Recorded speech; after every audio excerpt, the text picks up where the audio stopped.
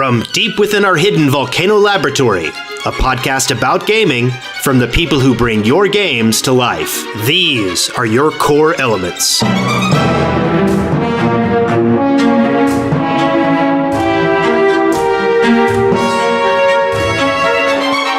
Core Elements, episode 67, recorded on September 25th, 2014.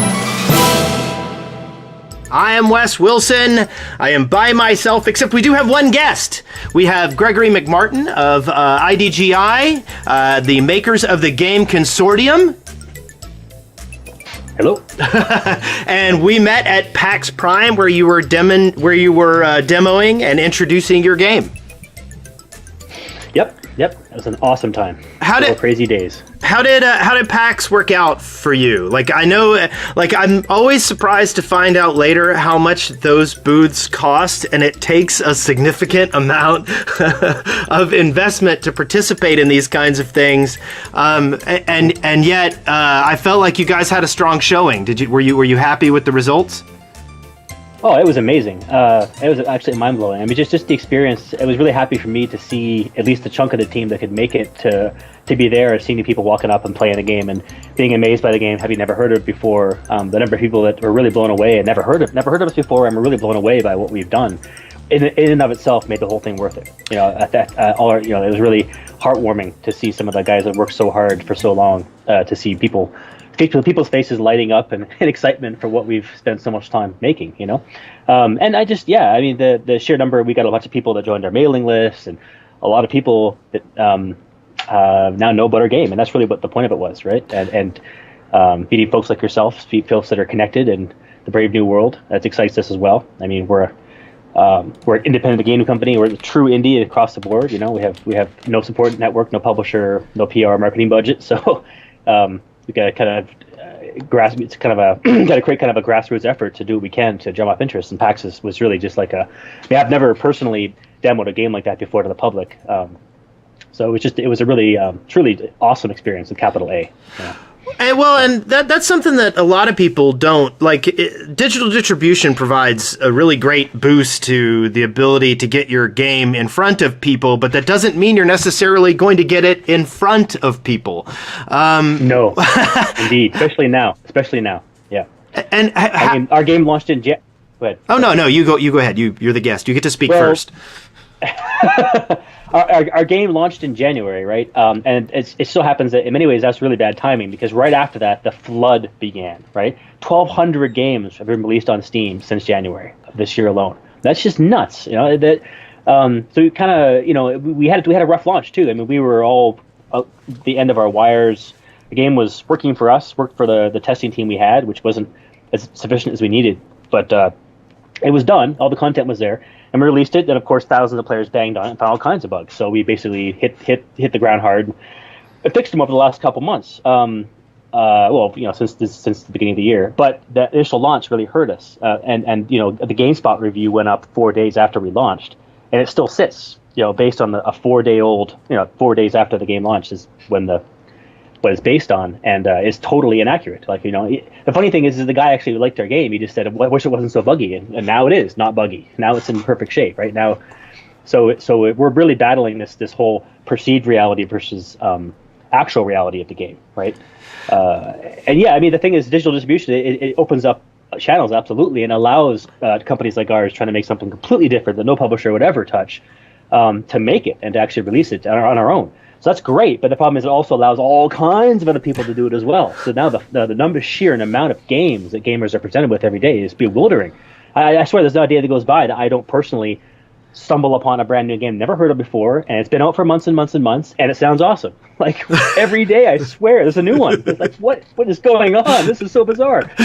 And I'm kind of an old school guy. I remember the days when, you know, it was like there were a few games in the shelf, and that was it, right? It's just like, yeah, it's pretty amazing.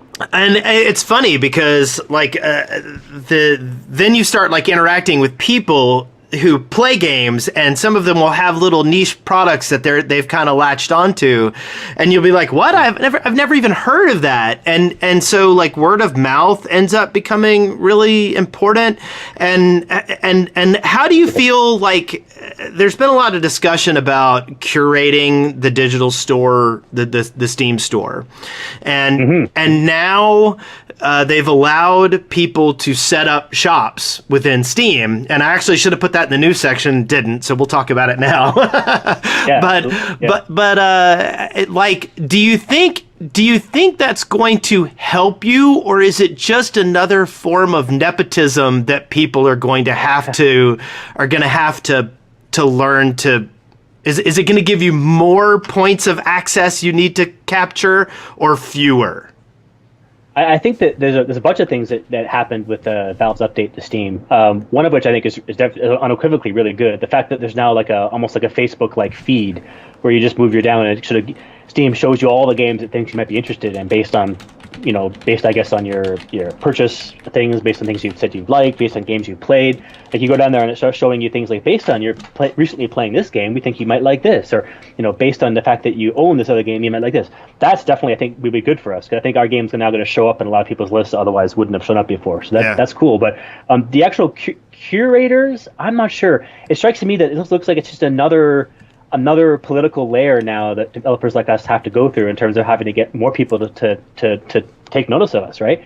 We have to now have to send out more emails or more messages, or go and post on more boards. I guess each curator has their own their own board or forum they can start up, right? So it just seems like to me that now we have to kind of go in there and now spend hours saying, hey, take a look at our game. It's worth going onto your curation list. Yeah. Which could, so it's, that in itself is kind of a little disheartening, because it just means it's more of it's another popularity contest. There already is a pretty major popularity contest going on right now with indie developers, so it's just another layer of one. Now, that's kind of an interesting thing, but at the same time, I feel like your game touches on a lot of elements that will resonate deeply with the people who are interested in indie games. So it might be that you're going to capture a lot of the positive press based on the very nature of your game. So why don't you tell the audience a little bit about your game and what it's doing? Yeah, well, I'll mention the pitch that we told thousands of people at PAX. To start with, to imagine a murder mystery on a plane in the future. At an extremely high level, you could pin Consortium as being that. To go deeper, if you think of games like System Shock 2 or Mass Effect 1 or Deus Ex 1 or Knights of the Old Republic, these are games that treat story reverently. These are games that don't just present you with a linear story, but allow the player to deeply interact with the story, become part of the story. Their character essentially is firmly part of the cast of that story, and the way it plays out is deeply relates to how you as a gamer make choices and what you do in the game. So unequivocally, Consortium is a love letter to those kinds of games. It's purely single player, purely driven by player actions, by what players do, what they don't do, what they say, what they don't say. The game stays well away, allows the player to have their agency, do what they want, look at what they want, with as much freedom as we can possibly give them. And then the game reacts to those decisions and choices and actions. And seamlessly make them. And I've seen in most of your press, you're saying this is part of a trilogy. How do you see the future of your game trilogy panning out? Where are you heading with what you're doing? Yeah, we're obviously ramping up heavily now on Consortium 2. We have a first announcement about it happening pretty soon. The idea is that how theoretically you're supposed to be able to transfer your game from Mass Effect 1 to Mass Effect 2. You can sort of, if you say you're playing all three of them on the Xbox 360. Then you pop in the disc for Mass Effect 2, and you can transfer your character over. Although there really isn't all that much to pull over. It takes into account some decisions you made, and everything else. But really, the transition between Mass Effect 1 and Mass Effect 2 is pretty lame. My wife and I loved Mass Effect 1 a lot. The game was fantastic, and the way it ends is a very satisfying ending, and it was a really great game. And then Mass Effect 2, we couldn't wait for it. We plopped it in and started it, and it's like, oh yeah, remember what happened in Mass Effect 1? Oh, forget all that. All this shit again, all this sort of stuff. It's like, what the hell? This is not a continuation. It's like just a brand new game, basically. It's sort of like finding some way to start over again, It's like this lame. So imagine instead, there's the way Consortium 1 works is that it has its own series of narrative arcs. There's a lot of stuff you can conclude in Consortium. So it's a complete story of what happens aboard this aircraft, this triple-deckered, very futuristic, very powerful war machine in the skies, essentially, called the Zenlo. So the whole game takes support this very dense environment, a living and breathing environment, with a huge living crew of people. You can interact with everybody. Now, it does end, and it is a bit of a cliffhanger, and the idea is that the second game takes right off where the first one ended, and all your decisions, all your relationships, all your stats, everything gets referenced and used to start off the plot of the second game. So there's a really seamless transition between the two. That is like very rarely seen in games. So to a pretty deep degree, we'll really be analyzing everything you did in the first game so that you have right off the bat a customized version of Consortium 2 you'll be playing based on what you did in the first game. And then the idea is that each environment, each game of the trilogy will essentially take place in a brand new environment. So the first game takes place aboard this big aircraft. The second game takes place aboard, I won't mention it yet, but another really big environment, a much bigger environment. We're sort of ramping up the scale. Now that we've actually invented all the mechanics, the characters, the UI, the art style, all the core gameplay systems, all the core sound effects that sort of define the IP, the music themes, we've got all that stuff made. So now we're harnessing all of that. We're gonna the second game will be much bigger. It'll be more drawn out, much more content. And of course, it'll address all the issues that people have had with the first game. Yeah. So, and that's kind of an interesting thing to ponder, is that how often do companies put down the assets that they make for their first game to move on to the second product? Like, is that kind of how you designed this? Was that the first game would fund the creation of the core, and then you would use that stepping stone to make the next two games based on that technology? Exactly.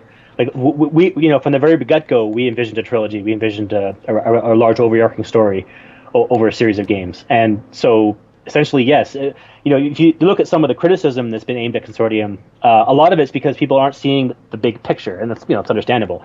The fact that a lot of the mechanics we developed that the player has access to in the first game don't get used all that much in the first game, just because the whole game takes place aboard this airplane. And really we're beholden to the story. The story is everything in a Consortium game, like 100%. Everything is driven from the story. I mean, literally everything. So the story simply doesn't allow for the player, so to speak, the main character, to make use of all of the abilities he has as a Consortium bishop. So that stuff so a lot of that stuff we develop will now become fully utilized in the second game. So yeah, that's precisely right. We've really done a lot of the hard work is behind us, so it allows us to now really settle in and focus on creating a game that has quite a bit more content, but still really carries on all the same tradition of storytelling and all the stuff that we've established in the first game. Now, what's the pedigree of the group working on the project? Like, where are you guys from? What kind of environments have you worked with before? Yeah, it's a diverse group. Myself, been in the industry since '95. Worked in a lot of IP. Worked on Incredible Hulk: Ultimate Destruction, and initially worked on Homeworld, the very beginning of the Homeworld, the first design document for Homeworld. Worked on Harry Potter game, Harry Potter Chamber of Secrets PC. I'm quite proud of that one. I worked on Scarface: The World Is Yours. I actually worked on Lord of the Rings Online briefly at Turbine. That was a very interesting experience. And then early on, I made a game called Radix Beyond the Void. Epic mega games. It's kind of it had a bit of a cult following way back in the early '90s. It's kind of a shareware game, kind of like this cross between Descent and Doom. If you remember those old school games. And I worked on the very first Quake add-on pack called Aftershock for Quake. So and I was at Cave Dog Entertainment for years. I was heading up a game called A-Man: The Awakening that never saw the light of day. Cave Dog kind of died before it was finished, but it was shaping up to be a really big, ambitious, first-person, sci-fi story-driven game. Actually, in many ways, Consortium is has a lot of the elements that A-Man was going to have in it.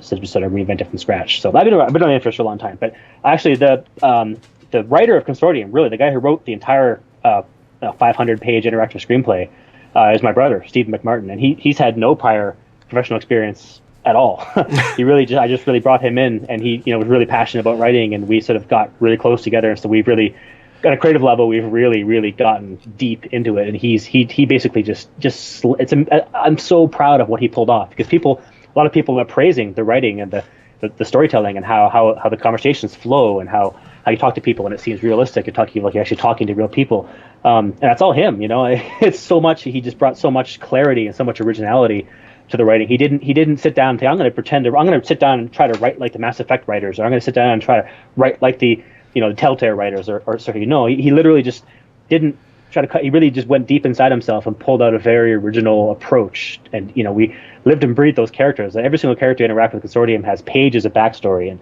it's incredibly deep. And we basically brought all the actors in and worked with them very closely to get them deep into their characters. And there's a level of passion behind the creation of this thing that's a big chunk of it I owed to my brother Steve in terms of what he was able to pull off. So it was great. And then our art director, Jason Zayas, him and I actually worked on Harry Potter Chamber of Secrets together back in the early 90s. It was a game made with the Unreal Engine, and he was really great guy, fun to work with. And he's always been he has his own kind of consulting company. He's been a lone wolf for years now, and so he's like a natural person to go to help take on the whole art production and art direction side of the things. And he did a fantastic job. I mean, it was a daunting idea to make a 3D game with a small indie team in general. There's a reason why most indie titles are 2D games, right? Yeah. Because the sheer amount of resources required to make a 2D game are literally an order of magnitude less than 3D. So it was quite an ambitious thing he took on, but we came through, and I'm really proud of the fact that our game looks very distinct and unique. There's no mistaking our game to be Consortium when you look at it. It's not, it's got its own style, which is cool. And Ben Bernard, he brought on Ben Bernard. He was basically a student, and Jason brought Ben into the fold, and now he became a major part of the team. And he ended up modeling all of Zenlo. Like the whole thing is modeled by him to a large extent. So he's kind of a up and coming star in my opinion, like a really great, prolific, awesome guy to work with that just came from school and kicked ass. Similarly, I part-time here. I work at the Vancouver Film School. I teach game design and mentor students that go through the game design program at the Vancouver Film School up here in Vancouver, BC. And there's a student, Travis Wilson, who I taught, and he graduated. And then we chatted. We really needed an artist to come in to sort of take on the choreography of the game. So this is all the content you see when you're talking to people, and their facial expressions and their lip syncing and their gestures with their hands, and how he basically did pretty much 90% of all the choreography in the entire game is done by him. I mean, it's just a gargantuan amount of work. And so he once again he was a student, and he came in and kicked ass as one of the key members that really kicked ass. And then Ryan Sheffer, he was a programmer who was in actually the Half-Life 2 mod scene for years. He shipped a bunch of really cool mods, and we happened to stumble upon him. He happened to live here in Vancouver, and he joined the project 2011, and he ended up in the end coding pretty much all of the games. All the C++ code is written by this one guy, Ryan Sheffer. So as you can see here, these are all guys that have they all basically were heavyweights in their own right, in terms of there were 6 core people that were full-time for 3 years to make this game a reality. And each of them had such a gargantuan amount of responsibility on their shoulders. And each of us managed to pull through. Because myself also, I did all the scripting, the gameplay scripting, hooking up actually translating all the interactive screenplay that Steve wrote into the actual game using the Hammer editor, because we use a source engine to make the game. So I think that's everybody. I don't think I missed as far as the core team's concerned. We also brought a really cool lore writer on, Bob Edwards, who actually went through the game writing program at VFS as well. And he, yeah, I don't know if you know, but our game has lots of Sumerian symbols all over the place. It's a theme, and there's a reason behind that, and deep in the lore. But my brother stumbled upon this guy. We need to bring a writer in to help flesh out the lore. There's a lot of lore behind our game, and he showed us his arm, and he had a whole series of Sumerian symbols tattooed onto his arm. And as soon as we saw that, we're like, you need to be in our team. You're destined to be in our team. That's really awesome. I one of the things that I love, like I read a book a long time ago called J.R.R. Tolkien, Writer of the Century, and it basically was saying that Tolkien's forays into the idea behind language are reflected in his stories and in the names of his characters and the names of his places. And those things buried deep in the lore are like provide a depth to his stories that most people only subconsciously realize.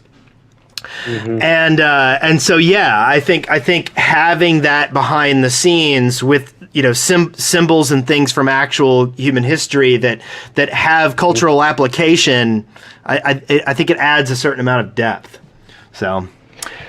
Yeah, no, I appreciate it. Yeah, it actually goes way, way, way back. There's if you dive deep into our lore, there's a myth of aliens or gods appearing in front of the ancient Sumerians in a big flash of light, and essentially from that point forward, guiding and subtly changing the course of human history for some unknown purpose. So it's a little insight into some of the really old the deep part of the lore. Yeah. And so the idea is that the Sumerian language, as we know it in our universe, is different than the Sumerian language in the universe of Consortium. There's a bunch of symbols that are different. And that makes up a cipher, actually. So in actuality, when you play in Consortium, you may notice Sumerian-like symbols flying by sometimes, or seeing them. If you do, that means they all represent letters. You can actually go and dig into the iDGi, find that each symbol actually represents a letter, and you can actually find hidden messages in our game. Wow, essentially, that's really cool. Give you hints. Well, we will talk more about your project in a little bit, but first.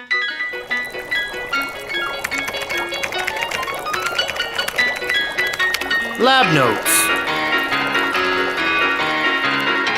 So I have been having a very strange week. My gaming. I'm still digging into Pokemon. I picked it up for my children, and it is proving to be an obsessive compulsive kind of thing, less an enjoyable thing. I walk around with the DS all the time, and I can't necessarily say I'm doing it because I am excited to play the game. It more feels like I have work to do, but I'm doing it, and I'm treating it kind of like this job. I need to finish a Pokemon game, and I will, and I want to make a good effort to catch as many of the Pokemon as I can. Although I'm playing Pokemon Pearl, and I went into the temple with all the letter Pokemon, and I'm like, no, we're not going to do that. We're not going to catch the 26 random character Pokemons. Like, we'll just go catch the ones in the wild that actually mean something. So that's kind of. But I have also dabbled in some other things. I poked around with Lord of the Rings Online: War of the North, which I know is kind of a strange thing to pick up. But like I said, I've been kind of in a weird mood, and Tolkien has been appealing to me. And when I looked at it, I'm like, War of the North. Hey, that's something. That's a different area. That's something new. Let's go and see what they've done with the lore there. Sadly, they've done what every Lord of the Rings game in the whole wide world does. They take something and tack it on to the existing quest to destroy the ring. Don't get me wrong. I understand that there's a need to touch base with some established characters. It helps people who are not familiar with the lore touch base with what's going on, but I'm really tired of being part of another retelling of the story from a slightly different perspective. And I resent them giving me a game called War in the North and then sending me back to the South to interact with the people who are about to go on the quest to destroy the ring. And I'm I'm enjoying the gameplay elements of it. I'm playing a ranger in it, so I'm kind of basically doing, two sword all the time. I'm not changing characters. I'm just staying me, and I'm really enjoying the combat mechanics. I'm really enjoying the visuals. I'm enjoying all kinds of things about the game. Except I'm still kind of like, why did you have to take me to go to Rivendell? Why do I have to meet, all the... Anyway. So, did you poke around with that game at all? Yeah, a little bit. I actually worked on it for 9 months back in the day. Really? I actually, and the shipped version, I actually built the first version of Bree, the city. Yeah. And the areas surrounding it, the big forest is right by it. Yeah. I'm not good at name dropping all the names and locations in Middle Earth, but there's a huge forest near Bree, and there's also the very Hobbit. There's Hobbiton. Yeah. And it's just kind of right across the Brandywine River with the and the Brandywine ferry. Yeah. There. Yeah. So that whole the big Hobbit mounds, the gigantic Hobbit mounds, are sort of like the Hobbit little mini Hobbit town halls, if you will. I actually built that area, and actually, if looking at how it shipped, it's very similar to how I built it. So there's a little bit of a mark I left in the world that's actually still there. Well, and I did. It was awesome. I have more to say about the experience of my time at Turbine than I do about the game itself, to be honest with you. I did poke around and say just to sort of check out what they did with the areas I worked on, essentially. Yeah. How much I played that game. Yeah. Well, I enjoyed them kind of sending me off. Like, I didn't mind meeting Aragorn and being sent off to the War of the North. Like, I was like, okay, I can deal with that. But when they said, we want you to go to Rivendell and do this, I was like, no, don't send me to Rivendell. I don't want to go back. And then, when I played Lord of the Rings Online, I was a little frustrated because basically you're kind of following in the footsteps of the ring bearer, and I don't know, like I enjoy a lot of the things that are going on there, but I kind of wanted a little different experience. I'm hoping it changes up a little bit. I have enjoyed, however, something that did have to do with the ring, some other side story. There's lots of stuff. Middle-earth's a huge place. Yeah. There's no reason why I couldn't. Yeah. So the next thing I poked around with, I decided to play some games with some friends of mine, and they pulled out a game called Unturned. It basically is like Minecraft, DayZ, but with a very blocky kind of situation. But it was written by a teenager, and it's free to play on Steam, and so it's kind of cool.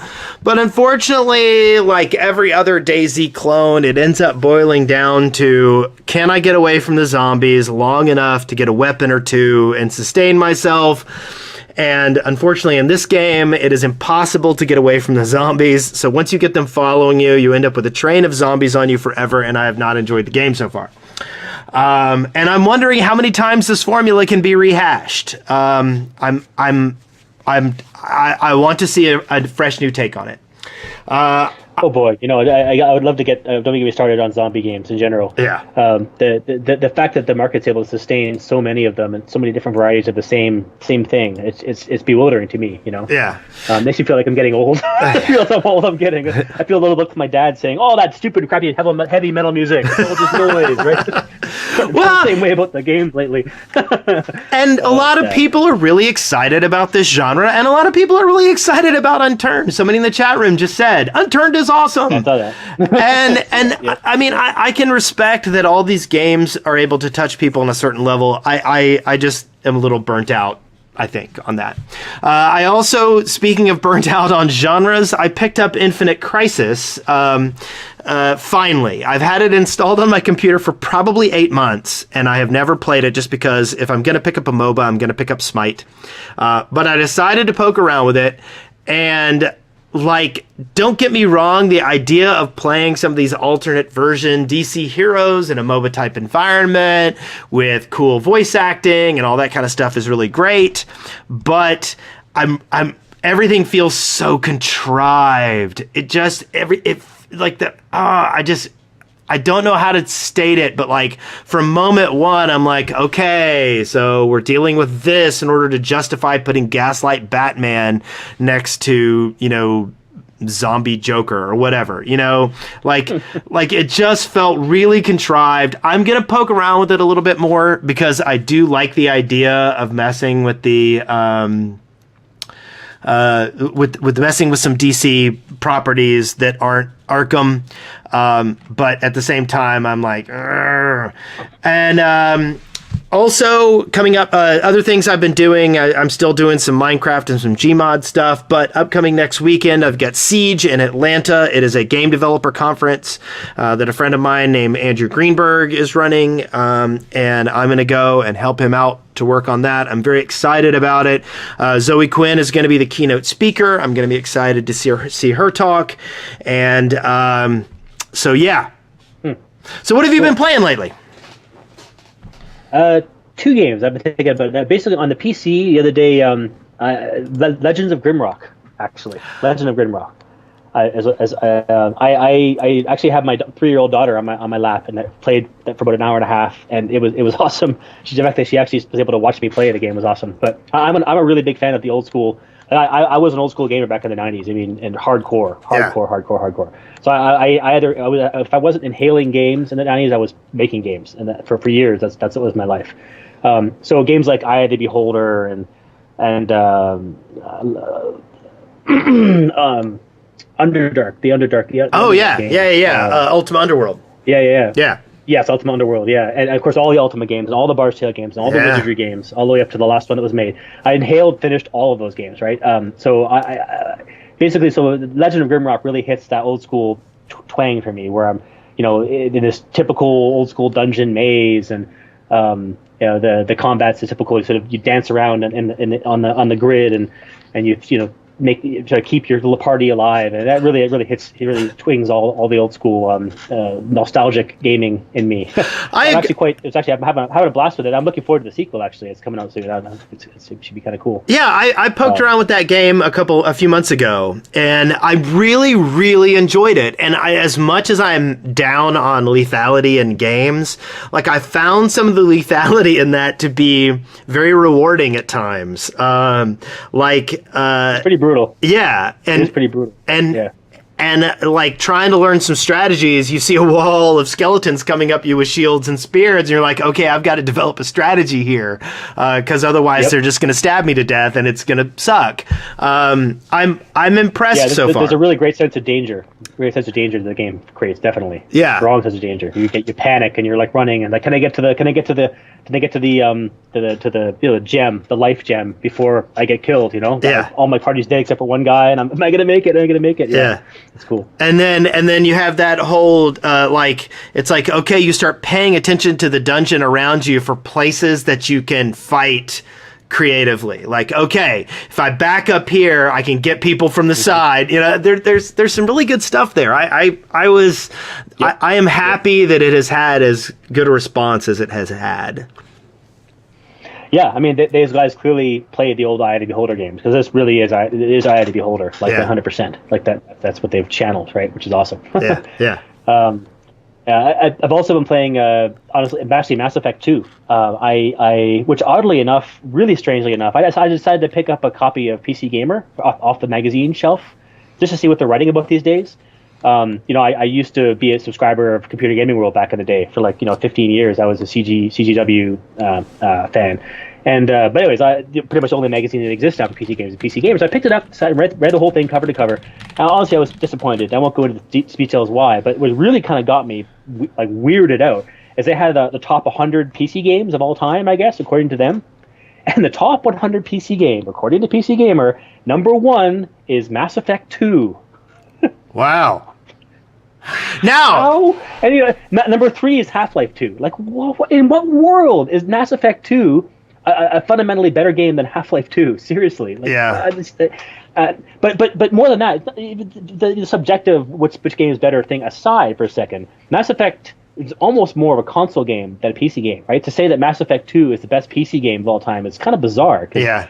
It's really designed with a controller in mind, right? It's not really so yeah, it's kind of weird. But anyways, I have been playing that. I must admit, I never actually have yet to finish Mass Effect 2. So I'm trying to get to the end, actually get to the end of it, so I can finally get put my Mass Effect 3 disc in, see how well it translates from 2 to 3 compared to 1 to 2, and then actually get to the end of Mass Effect 3, so I can finally know what all the hoopla was about. Like, I was aware of the ending, fiasco. I was aware of all that crap, but I was very, very careful and avoided the spoilers to know exactly what it was. So I'm still very curious to know how it ends. So that's kind of, I'm trying to really push myself to finally get through the end of the trilogy.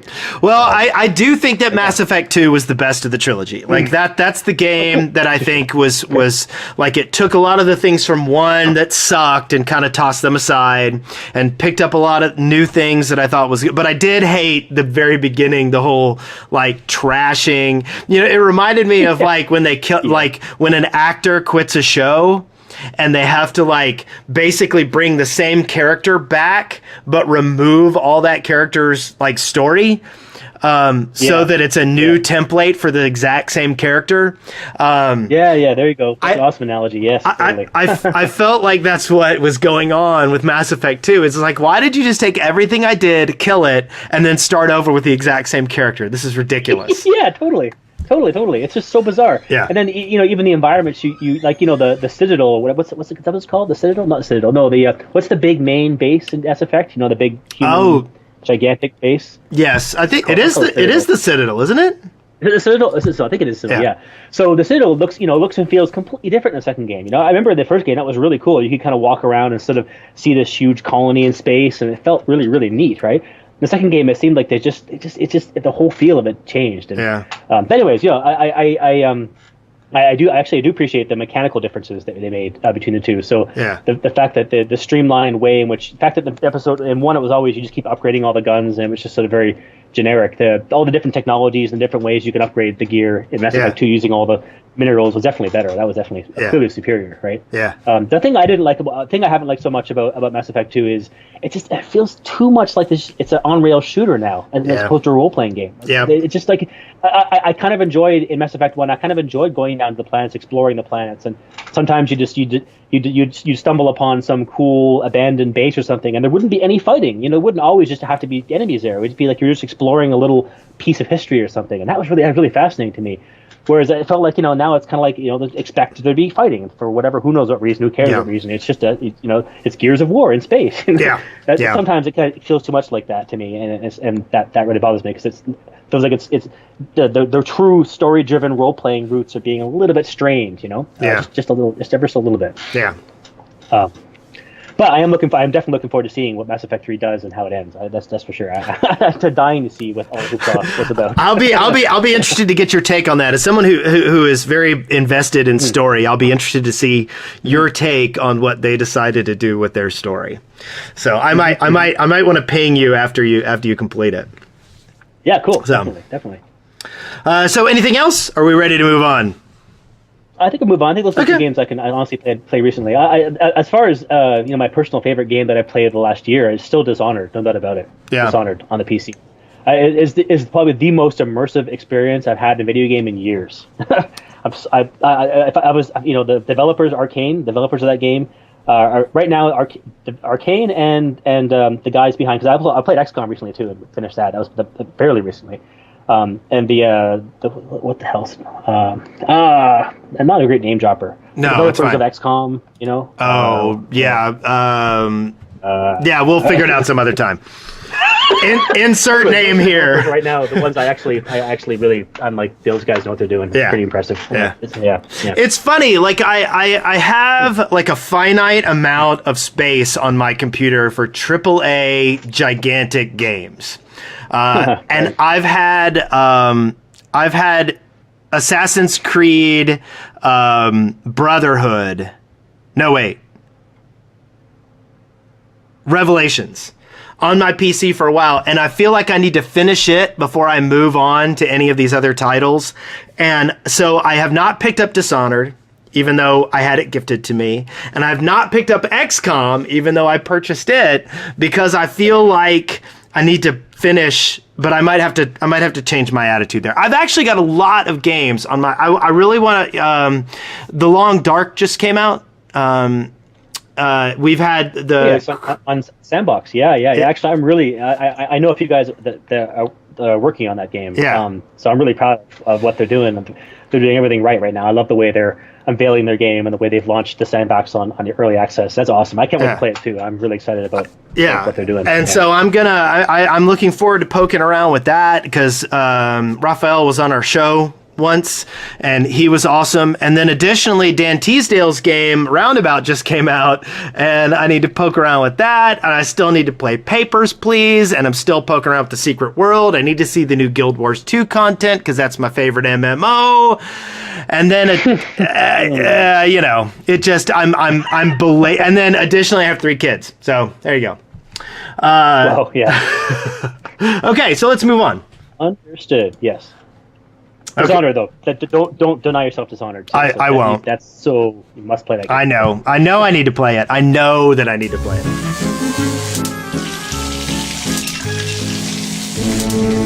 Eureka! Ow! So the big news this week is Blizzard canceled Project Titan, which for the most part actually was completely like nobody really even knew what it was. So the fact that they canceled it kind of was like, wait, yeah. But at the same time, like the fact that Blizzard worked for several years on a huge MMO project that was going to be a sequel to the #1 MMO of all times, not a sequel, but like a different project developed by the same house. The fact that they would cancel it kind of baffled a lot of people. And at the same time, some people were cheering them. They're going, that's how Blizzard is successful. They know when to take a big project and can it. But at the same time, like I can't help in my heart of hearts think that a project that Blizzard cancels is probably way better than something else that somebody goes through with and I pay money for. How do you perceive this whole sequence of events, and do you feel like it's a luxury most people can't afford? What are you referring to? What being a luxury? Being able to cancel a game you put that much money into. God, yeah. Well, MMOs these days are. I mean, it's really World of Warcraft. I mean, the sheer number of people that thing has amassed, and then people that made that world their alternate life. The reason why it still has so much standing power is because so many people have deep friendships and deep bonds with the people in that world. Their virtual lives are massive part of their real life. So I think that really it's a decision of do we really need to do this? Yeah. Is this really fulfilling a need that the market wants? And I think the answer to both those questions is no. Yeah. Quite frankly. And the amount of investment that would be required to try to overcome those no's somehow is gargantuan. And again, for what? Like, why not just double down on WoW, which I think they are doing, right? Yeah. Supposedly, I've heard that the team size of WoW has never been as big as it is now. Right? Really? That's just yeah. So that shows you that they're really they are doubling down on it. I think you're going to see a lot more content. You're going to continue to see more and more content for WoW, and I think that they could just keep going for years potentially. They could even. Maybe what's actually happening. I mean, saying that's I think they're just sort of saying that anybody that knows about this project and was looking forward to it, it as a project is dead. But it doesn't mean that a lot of the tech and the underlying technology and even some of the core gameplay ideas they were looking to make with the new MMO aren't going to make it into the next WoW or some big WoW update or something, right? Yeah. It's not so much like a typical canceling as it is. We're shifting over our resources and all the ideas that we're going to go to this are going to go to something else. Right. You wait and see, right? Right. But yeah, I think it is a testament to the Blizzard methodology of we'll never ever release anything that isn't totally awesome. And I think also the Hearthstone stuff is really one of the reasons too. Is that I'm not sure they realized it would take off as much as it has. I didn't realize it would take off that much. Me neither. I'm a CC. I played CCGs from the beginning, and when I played it, I'm like, okay, this is quaint. I did not realize that people would sit on streams and make YouTube videos of them playing what I consider to be very quaint CCG. I'm still a little bit baffled by it, that people find a degree of complexity in it that I just am not seeing. Now, yeah, it's also not my kind of genre either. Yes, I hear you. Yeah. So just to let people know kind of what Project Titan was supposed to be, Kotaku did have an article, and I'll link it in the show notes, where basically they talked with some people who had kind of tangentially or been in the mix and had kind of seen glimpses of the project. And the basic idea was that there was going to be like a secret world style Second Life thing going on, where you had a thing that you did during the daytime, in your normal life, and then you would go and become this other kind of thing after hours and fight against other secret factions. And it was going to be huge and open world, and a lot of people have said that basically what it was going to be was it was going to be a lot like it was going to have Team Fortress 2 style aesthetics, along with like sort of Destiny gameplay. So I don't know. I'm sad because I loved the idea of another quote unquote game changing MMO coming out from a huge company with great financial resources behind it. We had one of the guys from Pathfinder Online last week, and they're going for a much more rational MMO budget. And I like what they're doing, but he described MMOs as two different styles. One is the theme park MMO, which is what World of Warcraft is, and one is more open world. And he's working on, and I was looking forward to a new theme park. I'm done with WoW. I'm not interested in it anymore. And so, but at the same time, I can't deny that I played that game solid for a good 9 years. And, if they kept me that long, if they came out with a new product that reinvigorated me, I'd probably be in it for a good 5 years. So I don't know. I'm a little sad it's dead. I wish it had not gone the way of the dodo, but at the same time, I think they probably know what they were doing. So the next thing that I really wanted to talk about is that everybody knows I've been poking around with Ingress for a while now. For those who are unfamiliar with Ingress, it is a real-world GPS game where there are certain locations in the world that you can claim for your team, and you can by going to the individual locations, you can build lines in between these two locations, and if you build triangles, you take over that portion for your team. There are two teams. And essentially, it's a gigantic real-world battle for real estate. And it's done by Google, and it has this. It will always be free because they're using the data from it to calculate foot traffic information for Google Maps, which I think is pretty brilliant. So they found a way to monetize it without monetizing it, and it's been a lot of fun so far. I've been getting a little frustrated lately because if you get busy, like with your real life, it's a little hard to keep up with what's going on. A guy in my particular area started playing against me for the other team, and he is a driver for a delivery food company. So basically, he's driving around all day long, and I'm level 8, and he got level 9 in like 2 months.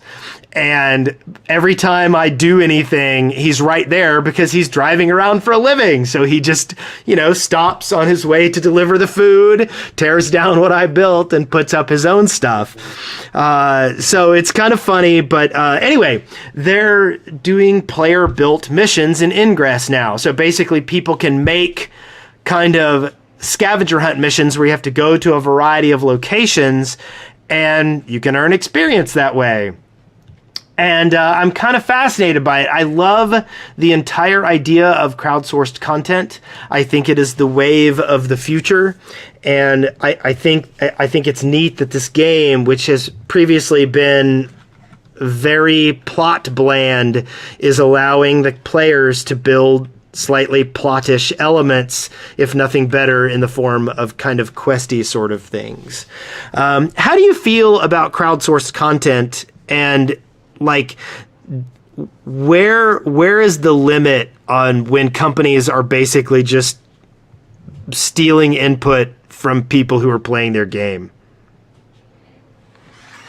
I think that the crowdsourced content can work extremely well as long as the people making it are getting credit, and that their name is what's splashed if their particular piece of content goes viral or is really popular. That their name should be set alongside the actual game itself that the content exists inside of, right? Yes. That's really key. I think that the age of Minecraft and whatnot, seeing my young nephew plant his head in front of Minecraft the entire time I was visiting, and it blows me away how, and also not to mention the way things like early access and whatnot really opening up the game development process to the world at large and allowing anybody to come in if they want to sort of poke their head into how games are made and actually have a say and things like that. That plus the people are becoming more entitled. People are having there's more games like Little Big Planet as well. The games that these are coming out that are allowing for a lot of creativity. Even DayZ, right? You can do a lot of customization in terms of what kind of character you make and what you do in the world. Like you can have your own musical theme as you walk around. Or there's so many opportunities now for gamers to sort of make their own imprint. And have their own style come through and allow them to express themselves through the games in some way. That's just to become stronger and stronger and stronger. And so, to me, like it's things like Workshop. Like we have plans to have Consortium support Workshop in Steam, so people can make mods and make their own content with our tools and stuff. So, and that's there's no doubt about it. That's unequivocally the future. I mean, Valve certainly thinks this. They want to crowdsource everything, right? Yeah, literally. Yeah. They want everything to be crowdsourced if they can. So they just sit back and they're just a sort of provider. They just at the end of the day they have these servers with this software and they just keep upgrading the software and allowing the world to run it more and more and more that's on its own, right? So it's both scary and interesting at the same time. I mean, communities are forming all the time, new communities, like little micro communities, like this show, for instance, right? And your viewers. I mean, it's a little micro community that exists right here. I think of how many of these are now jumping up all around the world. It's really incredibly fascinating and mind blowing to see really the effect that the internet's having on our world at large. Really. So talking about world stuff, Xbox One sales are still tanking in Japan. Their first week on the market there, they sold 1,300 units. I think that's what I read. Let me look that up again. I might have mistaken that. But it really was not a very pleasant number, and their sales are still a tiny fraction of what their competition is putting out. The Wii U and the PS4. They sold 1,300 units last week, and they sold a fifth of what the PS4 sold in the first 2 days. Now, this article that I'll link to in Forbes does point out that console sales in Japan have not been very good anyway, and I think that the piddly Wii U numbers and are demonstrative of this. But I wonder, I wonder what this means. Did they? I mean, it might have been that they rolled out the next generation too soon. Is it that there doesn't seem to be a need for this logical step up, since most gameplay that people are enjoying the most is not as heavily graphics dependent as it used to be? A lot of the popular games are losing resolution, not necessarily gaining them. And I don't know. I think there's a lot of angles here, but I'll link to the article for those people who want to read up for it. And then the last thing I want to touch on in the news is something we've talked a little bit about over the last 2 episodes with the Gamergate stuff that's been going on. The Escapist published what I consider to be like one of the really important kind of angles on this whole issue. And basically what they did was they talked to 7 female game developers and asked them to make statements about Gamergate and what had been going on with it. And in all of I'm very active in promoting female voices in gaming and all that. And so, like, in the one thing that I've asked most people to do when pondering, how do I need to be a part of this? My main aspect is just listen to people. Listen to women talk about their experiences, and don't doubt it. Don't don't consider it to be unimportant, but like listen and seriously consider what's going on. And so this is the epitome of everything that I want in the discussion of females in gaming, which is someone just said, here are some people talking about their experiences. Why don't you listen to them? They've got 7 developers that are talking, and some of them, are not as critical of Gamergate as you would suspect. But I did find one angle which kind of reflects what I've had an issue with the whole thing. And this quote kind of stuck out. It said, in an industry where large publishers routinely send valuable swag to journalists and hold huge boozy parties at every conference, the targets here are small and indie. The one thing they have in common, they're run by women, or they favorably cover the issue of women in games. And so while I believe that there are many people that are heavily invested in Gamergate who have very noble ideology for why they are doing it, I think that this take on Gamergate from the people who are actually on the receiving end of the commentary on it is important. There can be a lot of great intentions going on here, but the reality of what the efficacy of this movement is doing is it is mostly harassing small companies, small writers, and mostly female-centric entities, and making them feel that their input is not wanted. And I think that's the exact opposite of what most people are interested in see happen. And I want people to recognize that this tag no longer has good repercussions coming out of its actions. I think it is tainted beyond redeemability, despite the nobility of what some of the people want to bring to the discussion. Yeah, I think you're probably right about that.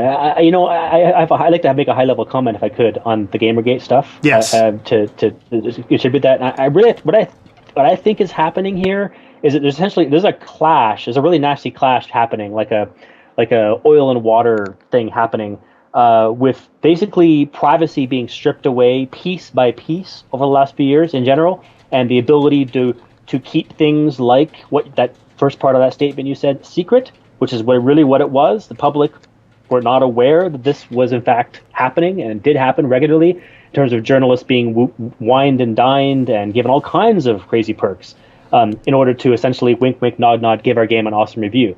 Right? That was business as usual in our industry for many, many years, and the public was not aware of this. Obviously, the idea was the public not be aware of this. That's the whole point. But now that stories are leaking that are real. Some of them obviously very sensational, and that's causing people to get this big uproar, and that's causing, I think that's really the root cause that sparked this movement. And I think that now it's really it's those two things that are now that are clashing, and it's causing a lot of uproar, right? Yeah. But I think you're right though, that the people that really are suffering are those companies like us, right? That are just in it to make a great video game. Yeah. We love it. We love what we're trying to do, and that's it. That's our only goal, is to make great video games and try to give people brand new experiences that they haven't had before. Yeah. So from our point of view, we would love to see a journalistic integrity.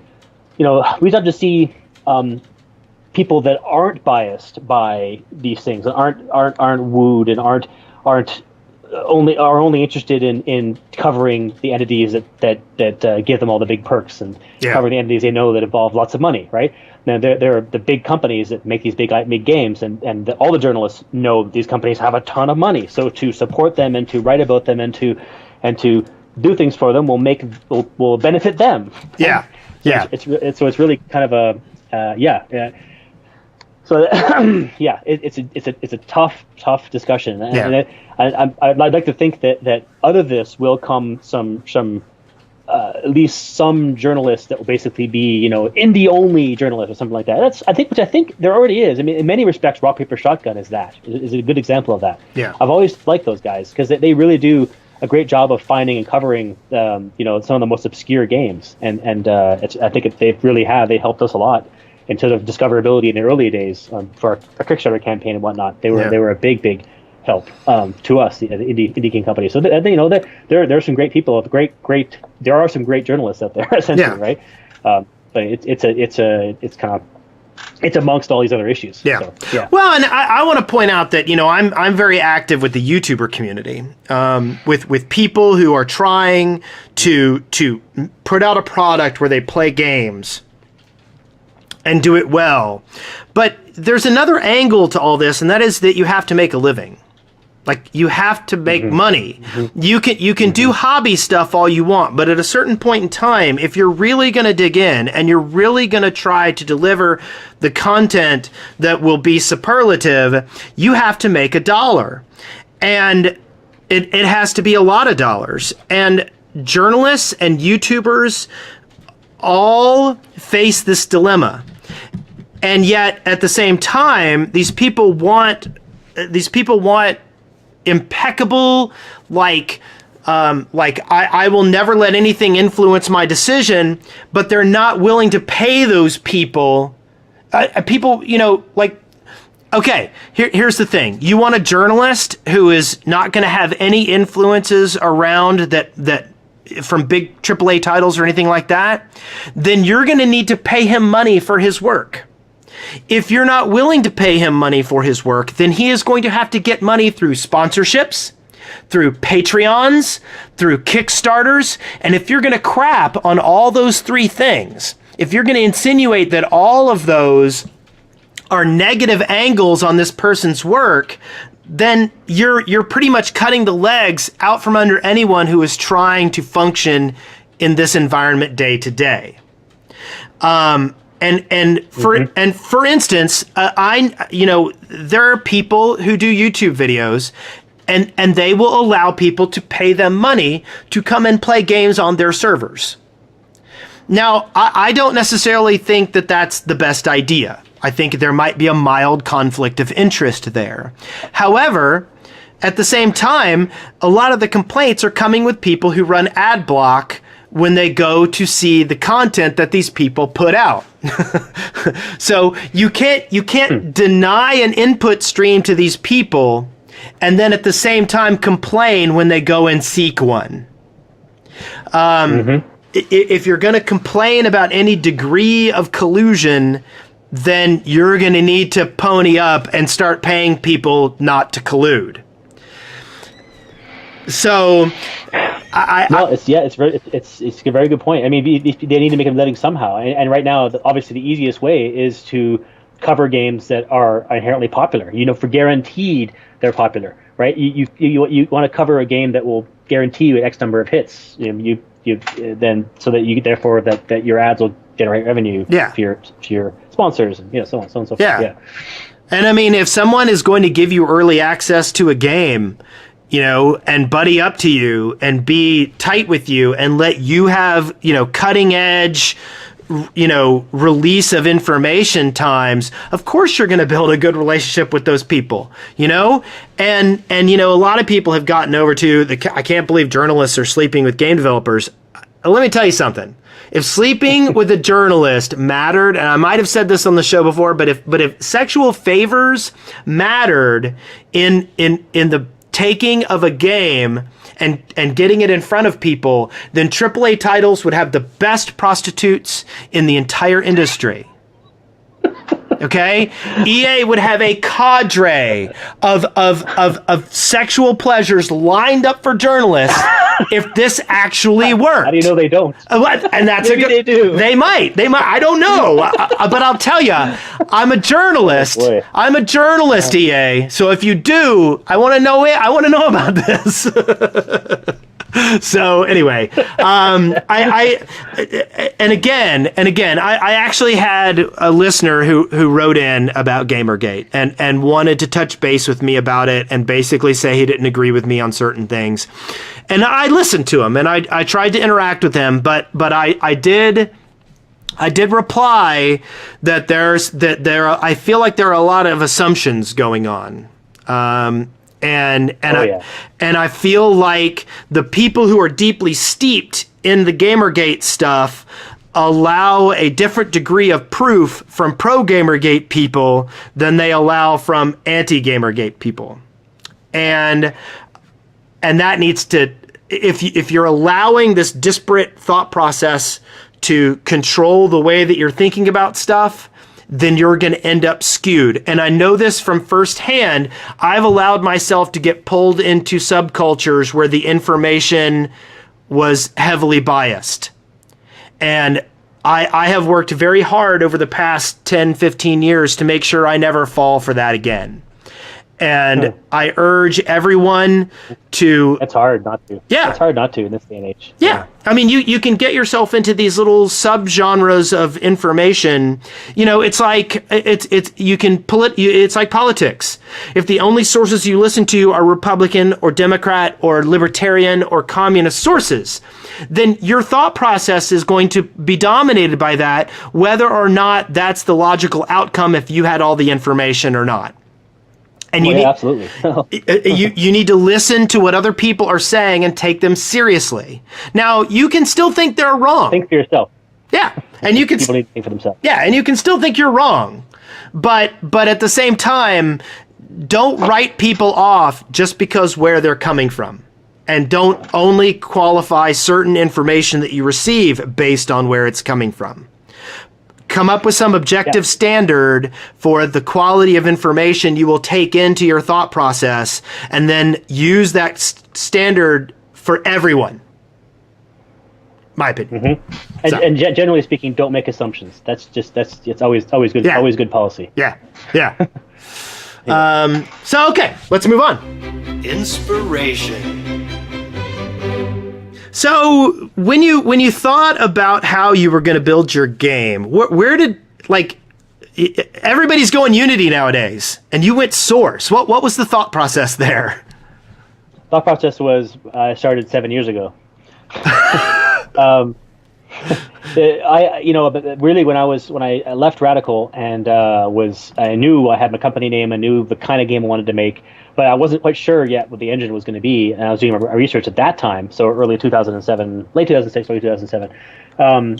Really, there only was Source was the only option for me. Unity, I think, maybe had just started, just barely existed, and it's up and coming, brand new engine, which I had no interest in whatsoever. I needed an engine that shipped many titles, that was solid, that ideally also had roots in some of the old school technology that I'm familiar with. Having built levels back in the early days, the Quake days and whatnot, I'm familiar with some of the CSG and some of the other technical attributes of some of the early 3D engines. So Source was cool because it had Hammer, and I really remember Hammer as Worldcraft, which again, the roots of its editor. So I understood it, and at the same time, it had a tool called Face Poser, which of course is the tool behind all the really cool choreography you see in Half-Life 2 and the episodes, with regards of the characters, gesturing and the deep facial expressions and really subtle animations responding to the voice acting, and the actual virtual acting being so powerful. And I knew, I knew we needed that because Consortium. I knew from the early days it was going to have a lot of character dialogue and interaction. So there really wasn't another option. Unreal kind of existed, but it was extremely high end, very expensive. Hell, even Source at that time was extremely expensive to get a license for. But there was the free mod tool, right? You could basically make a mod for free. So that's Consortium started off as a Half-Life 2 mod, where I literally just took some of the Half-Life 2 characters, quickly reskinned them, and then built the entire level of Zenmil in Hammer as brushes, with brushes, so all with constructive solid geometry. In order to test this idea I have of having a game takes place entirely aboard, this airplane. So we sort of committed at that point, and then as time went on, even as Unity started to become more and more used, this engine was still the one for me because it had a lot of solutions already built into it. And again, Face Poser, I can't say that even today, right now, there is no both Unity or Unreal don't have a built-in system like the Source engine has Face Poser in order to create huge amounts of complex choreography data. It's really still stands on its own in that regard. And like I say, one guy pretty much did almost all of the choreography because of that tool being so powerful. Yeah. We see it. So yeah, that's really the key reason. We're looking forward now, and we are sizing up how we're going to make Consortium 2, And between you, me, and your listeners, Unreal 4 is a very strong candidate right now. We're seriously interested in U4 for many reasons. Yeah. Just in terms of the new, I've a group of students that I've been mentoring. We're just finishing up a demo of a game that they made as a team, just the four of them with Unreal 4. The two of them that had never used the engine before at all, and they sat down, figured out how to use the engine, and built this awesome chunk of a little game that they envisioned for their project. And it's incredible what they made in 4 months. Absolutely incredible. So I get more and more excited about that engine for the future. But for Consortium, yeah, they just matter of way back then, that's all there was. And then as we went forward, we got more and more momentum on that. And as I say, finding a programmer like Ryan in 2011 that had spent years with the source engine, so he knew the source code base very, very well. So he could jump right in and start figuring out how to implement a lot of our stuff, really quickly. So but it's funny though, you talk about using the face poser stuff, but like I also noticed you went to a reading minds kind of thing. Like, was there a decision there that animating everybody's, like, was that more a story driven decision, or was that It was story driven, definitely story driven. Okay. I mean, there's a crap ton of dialogue that isn't CMC. He's talking about the Consortium Mind Communicator. Yeah, so it's a device you get that allows you to essentially mind read, use telepathy for any other Consortium officer that has a CMC in the world, actually. Yeah. So really, the CMC is was our mechanism to allow players to have conversations with people that aren't right in front of them. Yeah. Right. It allows you to the equivalent of a radio, so to speak, but there's a complete rationale behind it. So it was mostly a story driven thing, but we decided to have some fun with it in terms of allowing people to use a CMC and talk simultaneously. There's a couple times that happens in the game, right? You can even ask the character, how can you do that simultaneously? If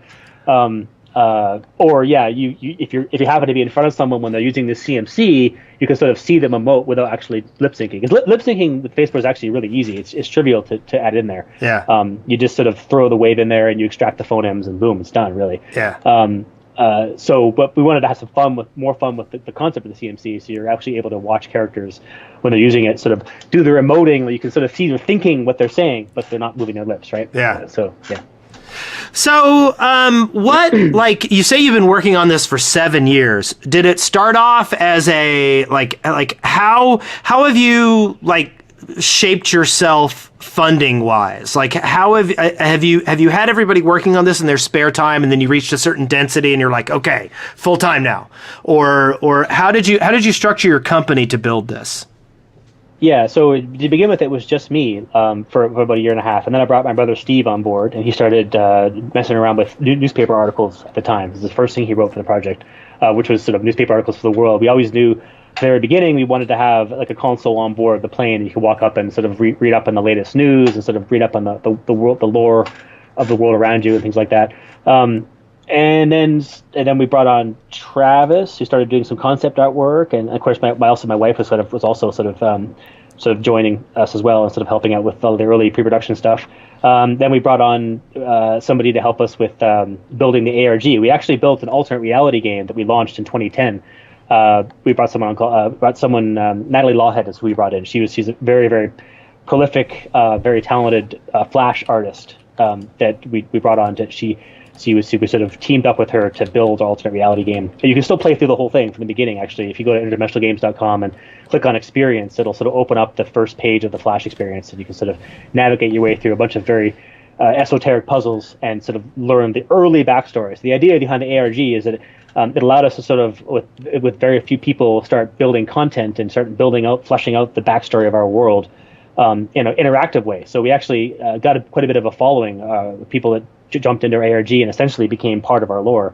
If you go to Unforum, the Unfiction community is probably the biggest alternate reality game community on the web, and you can still find our thread there, and a huge number of people joined the thread and talked about the things they found in the game and things like that. So that was sort of the ARG time period was a big chunk of time, and then during that time I was basically looking for funding. I mean, I knew I had people ear-pegged to come on to sort of join full-time essentially when we had the money to be able to pay them to do that.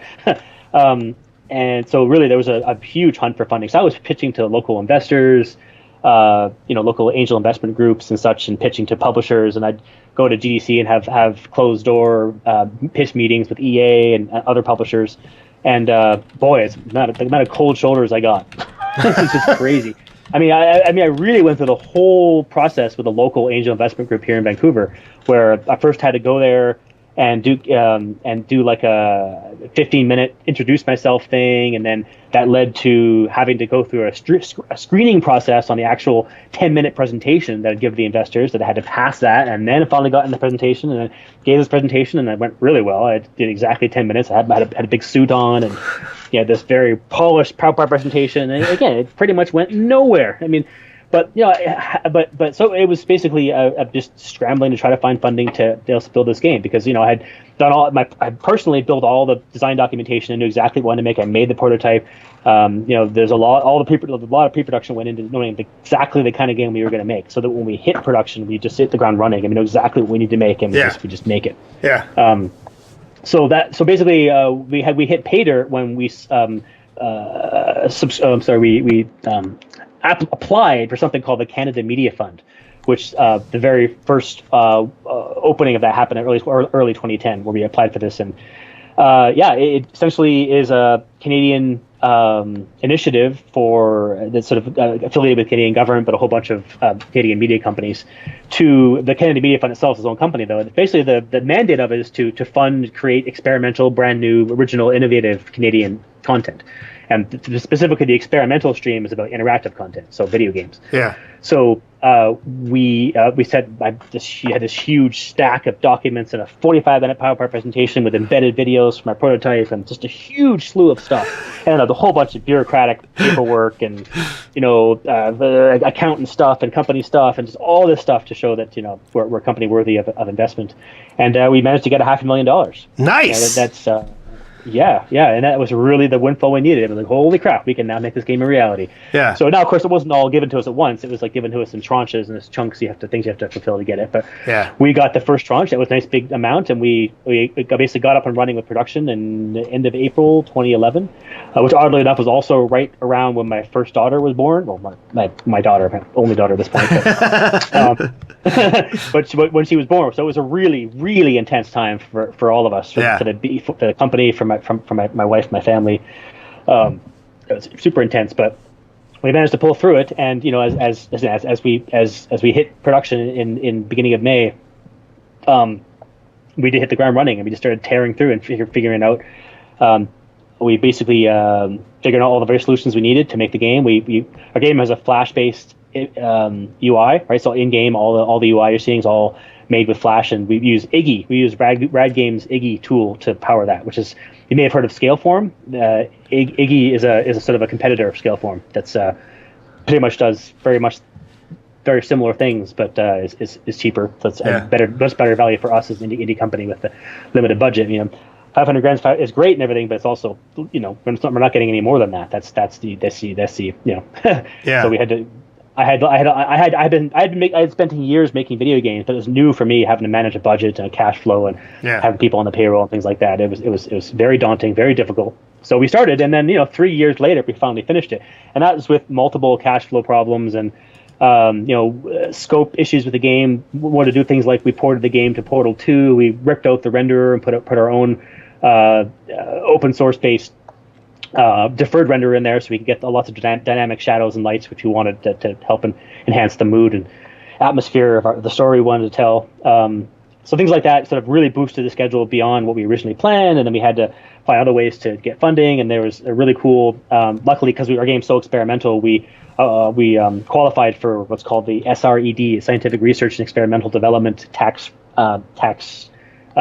refund system up here in Canada, that if you're working on something heavily experimental and you don't know where it's going, you can actually get some of the money spent on developing it back in taxes, and it's back in a check, which helped us a lot as well. And we pretty much pulled every accounting trick there is in terms of figuring out how to keep us fed and how to keep us from not going on the street and actually getting the game made and done, which we finally did. But it was a hard road. I mean, also the fact that the game is blisteringly complex. And my damn brother, what he wrote in the screenplay, it's his fault, damn So I say with the grin because a lot of what makes the game so cool, it came from him. It was really hard to translate some of that stuff into the game. But, so now that it's kind of interesting because you came from AAA titles and working with big AAA companies. What do you feel you brought out of that into what you're doing now? Like, could you do what you're doing now without having done that? Good God, no. There's no way in hell I ever would have gotten through the Consortium project without all the experience. Every single scrap of experience that I'd gotten from the AAA industry, all the companies I've worked with. I mean, I had to leverage everything I knew about making video games, and I'm constantly leveraging that. So I wasn't experimenting and making stuff up and trying random things, and not, the vision was very, very clear the whole way through. I knew precisely what I wanted to do, and anytime a problem came up that was game design related or production, core game production related, I knew exactly how to solve it. And so people on the team would come to me and say, "Oh, I don't know what to do here," and I say, "Okay, do this." And like, "Oh, cool, that's exactly what I needed to fix the problem," and then keep on going. So luckily, because of the experience I had on many different teams, many different companies in the past in AAA games, I was able to intuitively figure out and solve a lot of the problems that came up during production pretty easily. But that being said, I was faced with a whole bunch of new stuff I had never been exposed to before, right? Yeah. And despite all the experience I had in AAA games, it was all from the process of actually just making the game, like being in the trenches, and physically being responsible for physically building the video game, right? Which doesn't have much to do with marketing it or paying people to make it. Both those things have nothing to do with making the game at all, but yet they're an extremely important component of being able to do it on your own. So I'd say that those by far the biggest challenges I face were trying to figure those things out on the fly, right? While things are going on, and trying to grok it as best as I could. And I did the best I could, but it was pretty stressful, in terms of not realizing that the cash flow was such that if I told the team exactly what the cash flow was, I'd probably break the morale back to the entire team. Can't do that. Too bad. At the same time, I also can't not stop paying them. So I had to scramble behind the scenes to figure out how to work things out so that I'm able to continue to pay them. And it was really, really stressful for me. But I tried to keep that as much from the team as I could, and just sort of keep that. That's one thing I did learn quite well. I'm working on Harry Potter Chamber of Secrets for EA. I was working at a company called Amaze Entertainment down in Washington State. They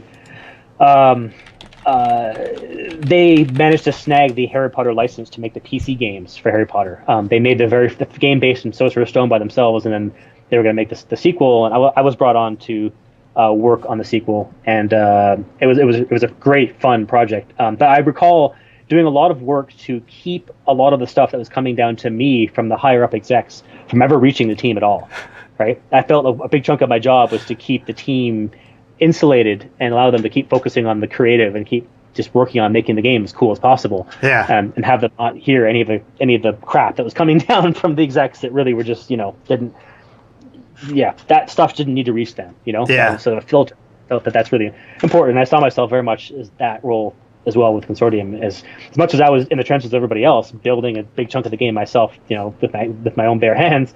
I was also the producers. I had the responsibility to keep everybody happy and just keep everybody focused on making a great video game. And so, Well, as a company founder, how much of your job, what percentage of your job is actually working on the game, and how much of it is working on the company?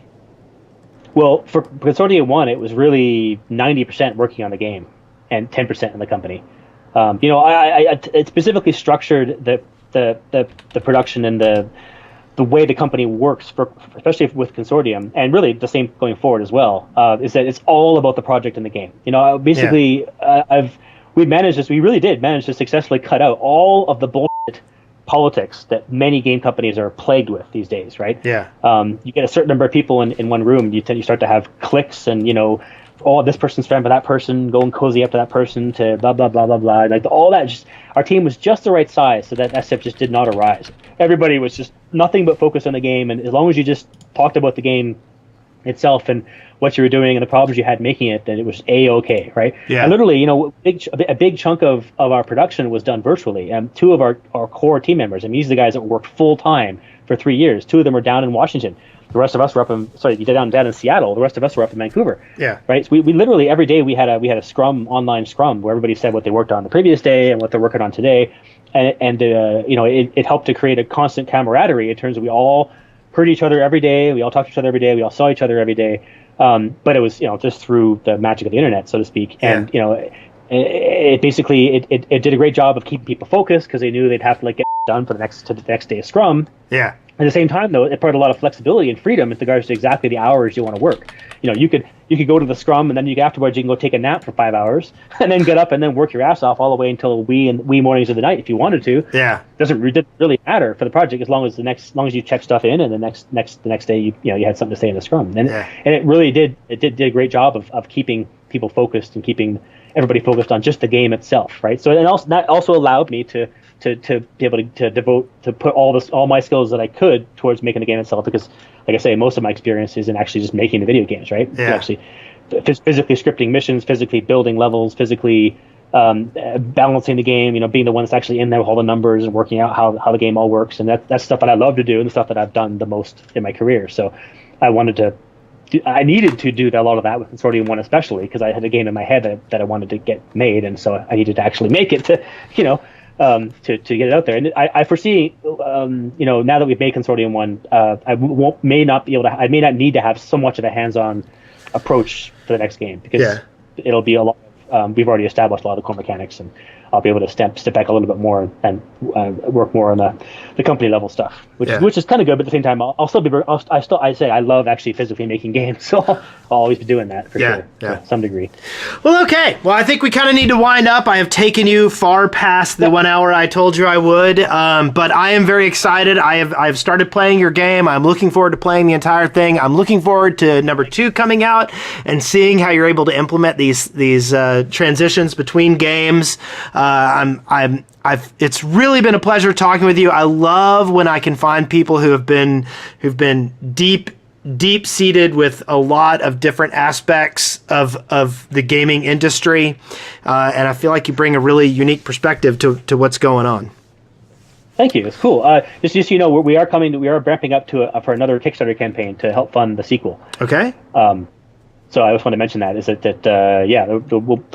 we'll be announcing that soon. We're going to have like a teaser site for Consortium 2 that'll be online soon and stuff like that. So sweet.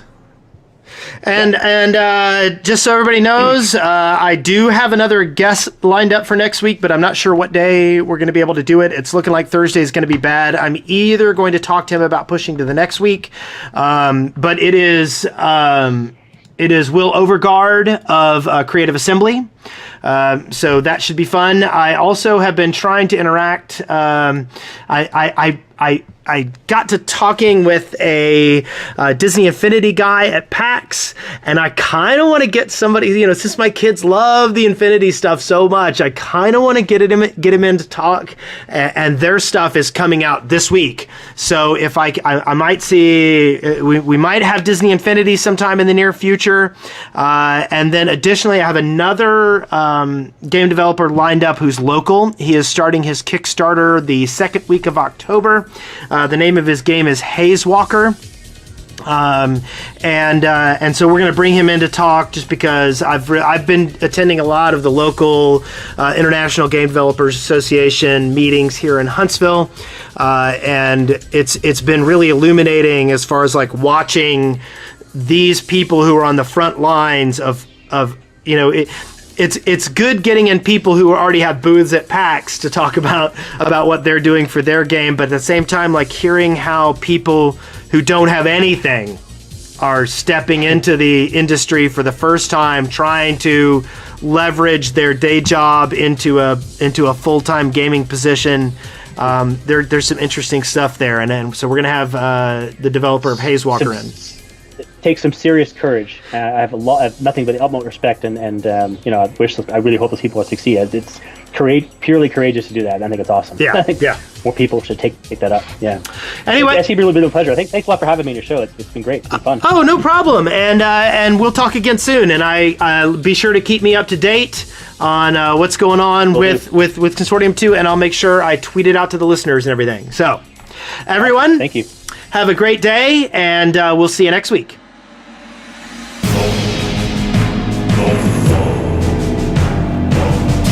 You've been listening to Core Elements, exploring gaming one element at a time. a listener-supported podcast. See the show notes or get more information at coreelementshow.com or leave us a voicemail at 256-763-0455.